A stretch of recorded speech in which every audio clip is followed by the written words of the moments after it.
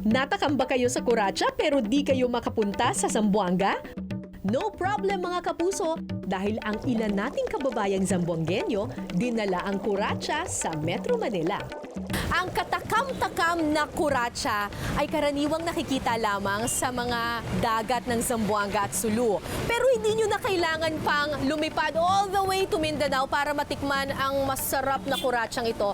Kasi dito lang sa Quezon City, sa restaurant na ito, meron silang Curaçao araw-araw. Tara! Ang may-ari ng Palm Grill Restaurant na si Tita Melissa ay lumaki sa Zamboanga City. Binuksan niya raw ang restaurant na ito para ipatikim ang flavors of Zamboanga at ang kanilang specialty, Curaçao in special coconut sauce.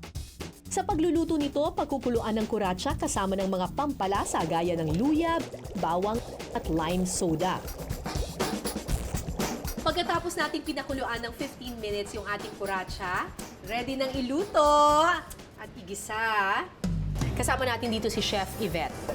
Anong gagawin natin, Chef? Una po, ilagay po natin yung margarine. Margarine. Hindi pwedeng butter. Mas malinamnam kapag Mas malinamnam po pag margarine. Oo. Yan. So, pag okay na po, maglagay po tayo ng Ano ba ito? Garlic. Garlic po. Oo, garlic. Masasarap na flavors. Tapos ito na pong coconut milk. Ano ito? Coconut Spices. spices. Secret daw yung ingredients nito eh. Pero basically meron siyang coconut milk, parang gata, tapos may mga secret ingredients. Ngayon, sarap! Hindi lang coconut milk to ah. Hindi lang siya gata. Ito specialty to ng mga taga Zamboanga. Nice!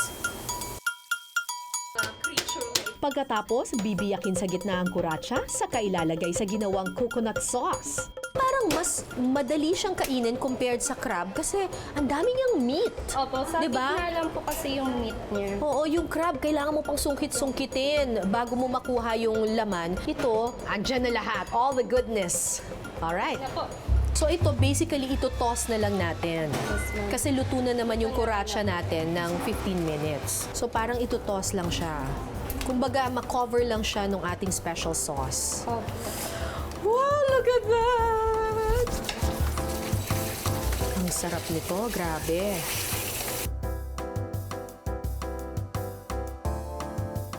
Ito yung sauce pala ang ulam na. Woohoo! And there you have it, Curaçao with special coconut milk sauce. So ito pong Curaçao, galing talaga ng Zamboanga City to. Yeah. We buy that in the market fresh. Then we freeze it overnight, and the next flight morning out, I have to send it here. Ganon, talaga, para fresh pa rin siya. Yes, fresh pa rin siya. Ah, okay. Okay. Para Oh, yung yun mga, na, lumabas na. yan na, the compartments will be broken, then you will find the meat in between the compartments. Ito na siya. Opo. Buong-buo. Buong-buo. Oh my God. Masarap. Ang sarap. You either eat it with your hands or you can wear gloves, kitchen gloves. You have the cellophane gloves. Ang sarap! Grabe! Ay, nako. At ang dali niyang kainin. Kasi, ayan oh. Nahuhulog. Oh my gosh. Sa loob-loob. At ang sarap-sarap ng sauce. Ano ba tong sauce na to? Malinamnam. Coconut milk yan. Coconut milk. And has spices. Yellow siya because of the turmeric Oo. and other spices that goes with it. Nako, magkakamay na ako. Pasensya po mga kapuso kung wapoys. Pero ang sarap po kasi sa kanin nitong sauce na to. Ang sarap.